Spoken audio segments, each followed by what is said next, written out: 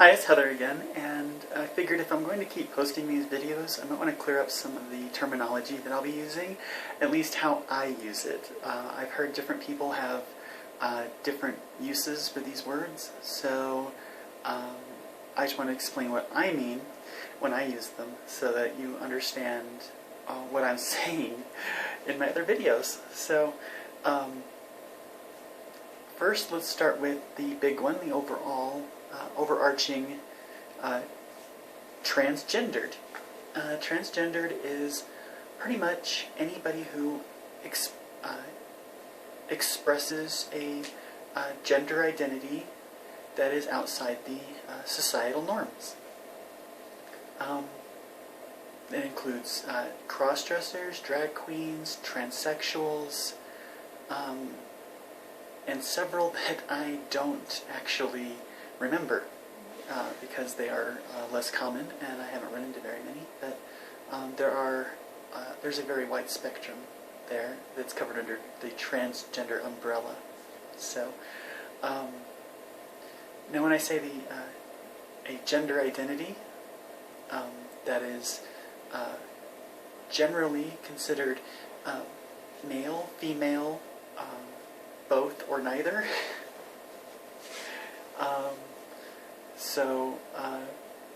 Gender is usually something I would consider societal, cultural, mental, whereas sex is your physical sex, whether you have boy parts or girl parts, physical. So if I'm talking about sex, as in someone's sex, not someone having sex, but someone's sex, that means they're physically, their body parts are of a masculine, male or female persuasion there. And but if I'm talking gender, I'm usually speaking gender identity, and that means, like right now, even though my sex is male, my gender, while I'm like this, is female, as far as I'm concerned. So I am mentally a girl like this. So, and I would like to be treated as such. So please refer to me as her, she, that lady over there, whatever. Crossdresser, because that's what I refer to myself as most of the time in these videos, is basically just anyone who wears the clothing of a sex that is different than their own sex. So, that is according to that society.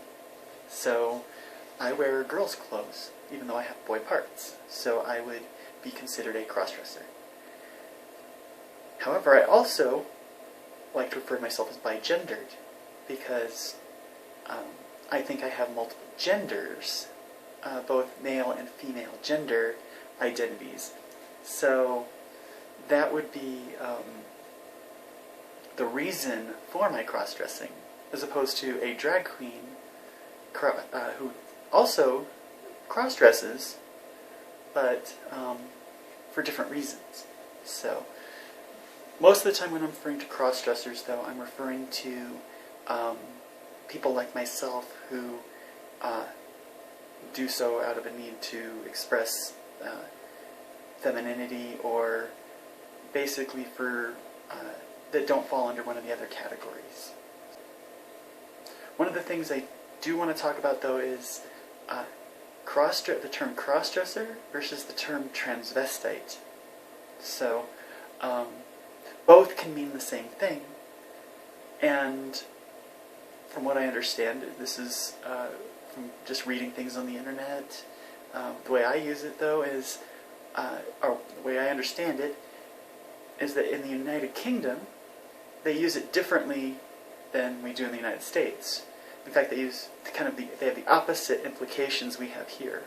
So, for fans of Eddie Izzard, and who isn't, he's awesome, he refers to himself as a transvestite, whereas in America, I would refer to myself as a crossdresser.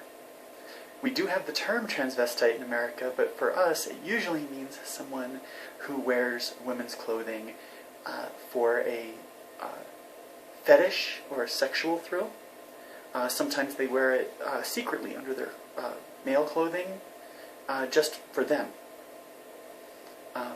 When I mean a crossdresser, it's somebody who's presenting as a gender that's opposite their sex. In the United Kingdom, I understand those two terms are flip-flopped, where the crossdresser is the one who has the fetish aspect to it, and the transvestite does not. So, and with the popularity that he is among my friends, I don't mind which one they call me, frankly. I know what they mean. So, and then that gets us to transsexual, which most people are familiar with from the daytime talk shows.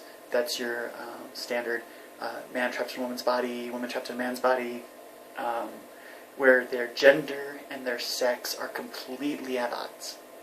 And that's what most people think of when they think of transgendered, is they think of transsexual. And these individuals sometimes start out as cross-dressers. They will dress and present as the gender that they feel they are inside, not as the sex that they were born as.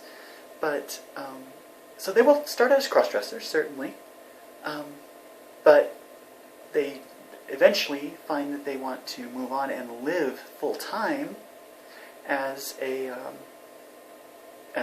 member of the gender they know they are inside. So